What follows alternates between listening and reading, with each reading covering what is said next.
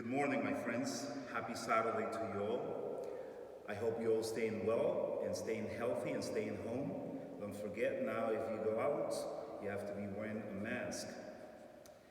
And right now, we're here at our daily Mass chapel, and gotta be honest with you, I can't help but feeling sad because I see all these empty chairs, and we miss you. We miss you tons.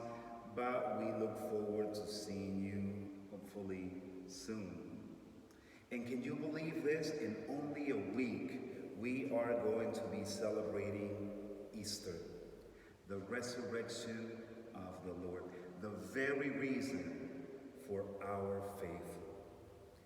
But let us be reminded also that before rejoicing in the glory of Christ's resurrection, we need to meditate. And we need to reflect, and we need to pass through his suffering on the cross. And that's why I picked this location today, because on this painting that we have at our daily Mass chapel, we can clearly see that cross, and we can see clearly depicted the suffering I was talking to you about. Before rejoicing in the glory of Christ's resurrection, we need to meditate and reflect on his suffering on the cross. And all our readings today also remind us of that. So let us hear a gospel from John. Many of the Jews who had come to Mary and seen what Jesus had done began to believe in him. But some of them went to the Pharisees and told them what Jesus had done. So the chief priests and the Pharisees convened the Sanhedrin and said, "What are we going to do? This man is performing many signs. If we leave him alone, all will believe in him. And the Romans will come and take away both our land and our nation." But one of them, Caiaphas, who was high priest that year, said to them, "You know nothing, nor do you consider that it is better for you that one man should die instead of the people, so that the whole nation may not perish." He did not say this on his own, but since he was high priest for that year, he prophesied that the whole nation, and that Jesus was going to die for the nation, and not only for the nation, but also to gather into one the dispersed children of God. So from that day on, they planned to kill Jesus. So Jesus no longer walked about in public among the Jews, but he left for the region near the desert, to a town called Ephraim. And there he remained with his disciples. Now the Passover of the Jews was near, and many went out to the country to Jerusalem before Passover to purify themselves. They looked for Jesus and said to one another as they were in the temple area, "What do you think? That he will not come to the feast?" The Gospel of the Lord. To gather all into one, to gather all into one nation, to gather all the children of God into one nation. That's what Caiaphas, the priest of the year, or for the priest for that year, said and prophesied about Jesus.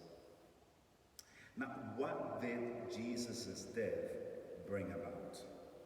Well, Jesus' death brought into existence and brought into being one people, one nation, under one God, under one belief, and under one King.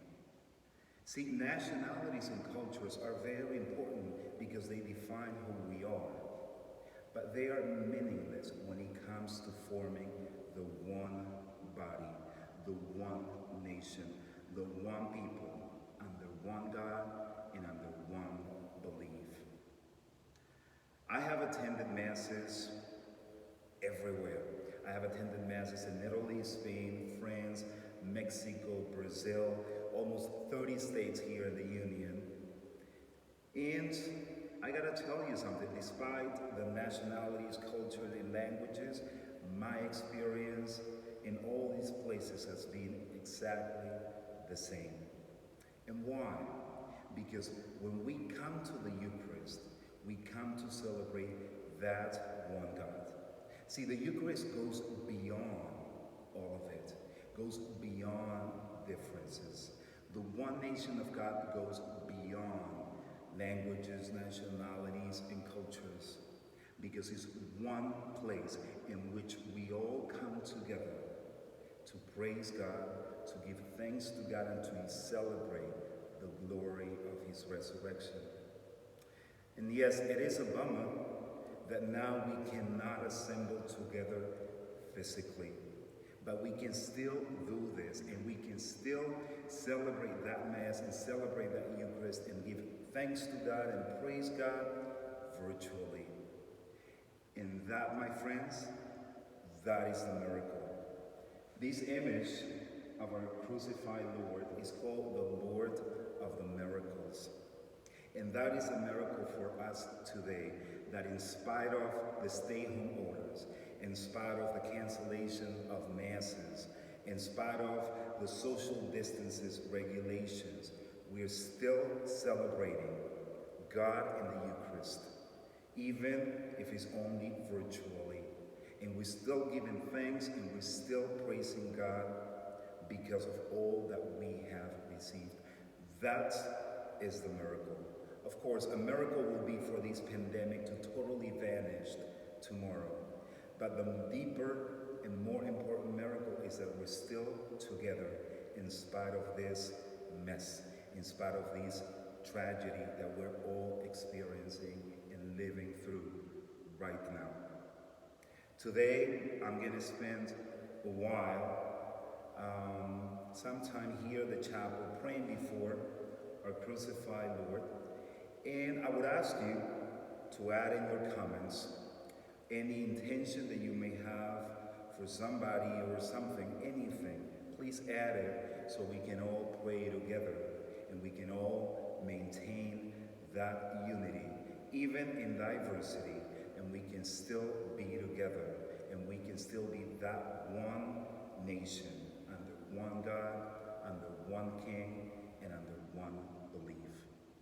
May the Lord give you his peace. Hermanos y hermanas, buenos días. Feliz sábado a todos ustedes. Me encuentro aquí en la capilla diaria de las misas diarias. Espero que ustedes todavía se acuerden de esta capilla.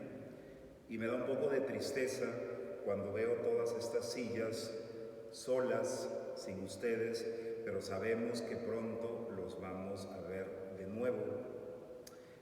Y pueden creer que solamente en una semana vamos a estar celebrando la Pascua, la resurrección de nuestro Señor Jesucristo. Increíble, ¿verdad? Pero no nos olvidemos que antes de regocijarnos en la gloria de su resurrección, tenemos que meditar y reflexionar en el dolor que Él pasó en la cruz. Y es justamente porque estoy aquí parado al lado de esta bella imagen que ustedes sí conocen, viene desde Perú, y que nos muestra claramente ese sufrimiento de Dios, del Hijo de Dios, en la cruz. Pero nuestras lecturas también nos recuerdan eso el día de hoy. Así que escuchemos nuestro Evangelio del Evangelio de Juan. En aquel tiempo, muchos de los judíos que habían ido a casa de Marta y María, al ver que Jesús había resucitado a Lázaro, creyeron en él. Pero algunos de entre ellos, fueron a ver a los fariseos y les contaron lo que había hecho Jesús. Entonces los sumos sacerdotes y los fariseos convocaron al Sanedrín y decían: ¿qué será bueno hacer? Ese hombre está haciendo muchos prodigios. Si lo dejamos seguir así, todos van a creer en él. Van a venir los romanos y destruirán nuestro templo y nuestra nación.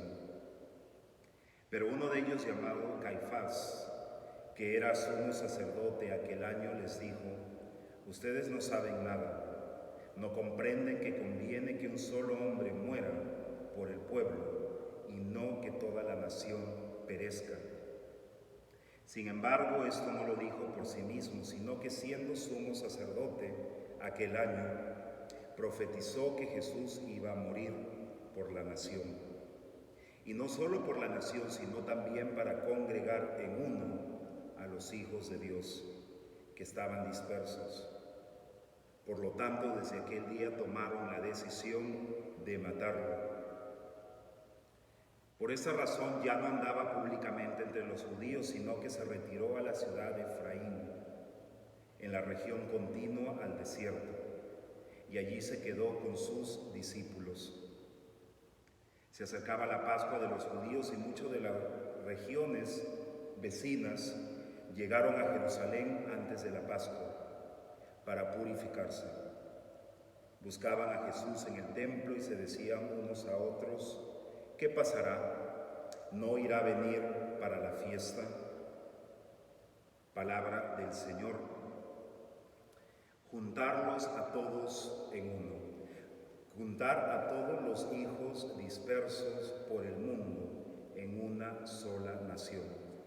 Cuando nos preguntamos qué trajo y qué creó la cruz de Cristo, nos tenemos que responder que trajo en existencia y que creó una sola nación bajo un solo Dios, bajo un solo Rey y bajo una sola creencia.